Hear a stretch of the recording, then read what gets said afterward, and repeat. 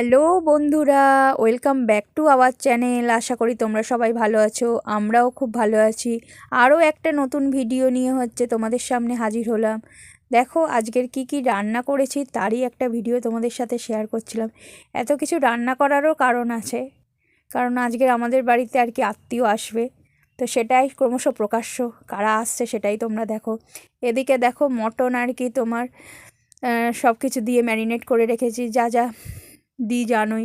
মটনের video আগেই তোমাদের সাথে শেয়ার করেছিলাম, আমার ভিডিওতে আছে। তো আমি তো ক্যাপসিকাম টমেটো সব দিয়েই মটন করি জানো। তো এতটাই মটন ছিল, প্রায় 2-2.5 কেজির মতো মটন ছিল। সেই জন্য দুটো বাটিতে, একটা বাটিতে ম্যারিনেট করতে পারিনি, ওই জন্য দুটো বাটিতে ভাগ করে নিয়ে ম্যারিনেটটা করেছি। তো ভালো করে ম্যারিনেট করে নিলাম, দেখো যা যা মশলাপাতি দিয়ে সব কিছু দিয়ে ম্যারিনেট করে রাখলাম। এরপর এদিকে দেখো ডিম সিদ্ধটা বসিয়ে দিলাম, কারণ ডিমের ঝাল হবে। এদিকে বেগুন কেটে নিয়েছি গোল গোল করে, চাকা চাকা করে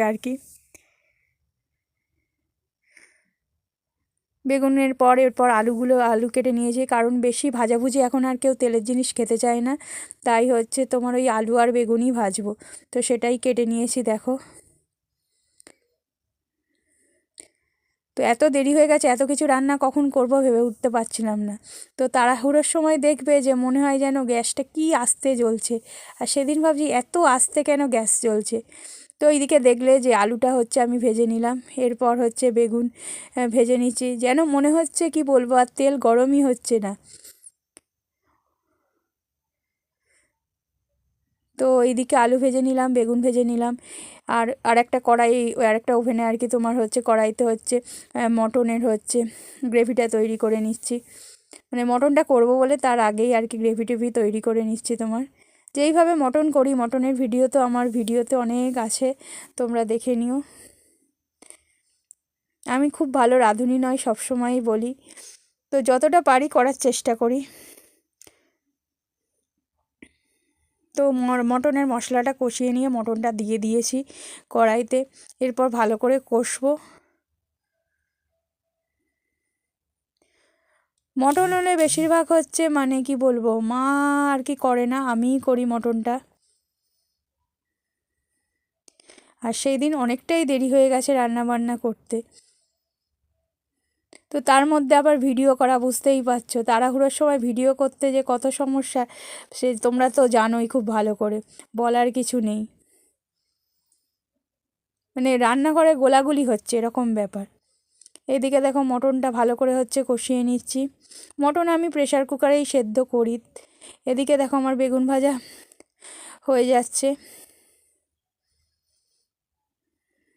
মটনটা ভালো করে কষিয়ে নিয়ে তোমার লিডটা দিয়ে দিলাম, ফুটবে, সেদ্ধ হবে। এইদিকে দেখো ডিমগুলো আমি সেদ্ধ বসিয়েছিলাম, ডিমগুলো আমার সেদ্ধ হয়ে গেছে। ডিমের খোসাগুলো এবার ছাড়িয়ে নেবো আস্তে আস্তে। এখানে 7খানা আমি ডিম নিয়েছিলাম। তো এদিকে আমার আলু ভাজা বেগুন ভাজা রেডি হয়ে গেছে, এরপর বসাবো ডাল। তো দেখো ডালও আমার বসিয়ে দিয়েছি। সব কিছু বসানো, গ্যাসে বসানো দেখানো সম্ভব হয়নি, তাই মোটামুটি যতটা পেরেছি তোমাদের সাথে শেয়ার করেছি। তো এদিকে ডাল বসিয়ে ডাল ফুটতে শুরু করে দিয়েছে, আর এইদিকে মটনটা তোমার এবার প্রেশার কুকারে দিয়ে দিয়েছি সিদ্ধ হওয়ার জন্য। আর মাছগুলো রেখেছি, কিন্তু মাছের ঝালের ছবি আর তুলতে পারিনি। মাছগুলো ফ্রিজে ছিল, ফ্রিজ থেকে বের করে রেখেছিলাম, তো মাছের ঝালের ছবি আর তোলা হয়নি। এগুলো মটনের আলু, আলু সেদ্ধ, কারণ মটনে আমি আলু দিয়ে মটন করি, যারা পুরনো বন্ধু সবাই জানো। এইদিকে ডিমগুলোই নুন হলুদ মাখিয়ে ভেজে নিচ্ছি। নুন হলুদ মাখিয়ে ভেজে নিয়ে ডিমের ঝালও আমি বসিয়ে দিয়েছি। তো মোটামুটি তাড়াহুড়ো করে যা হোক একটা কিছু নামিয়েছি করা প্রায় রান্নাবান্না কমপ্লিট। এবার কি হয়েছে সেটাই তোমাদের সাথে শেয়ার করি, আর কারা এসছে সেটা দেখো।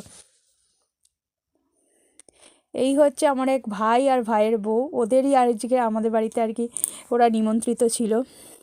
তো এত দেরি হয়ে গেছে, ওদের খেতে দিয়ে দিয়েছি। ওদের যে পুরো থালিটা ভিডিও করব সেটা করারও সময় পাইনি। এদিকে দই মিষ্টি দিয়েছি।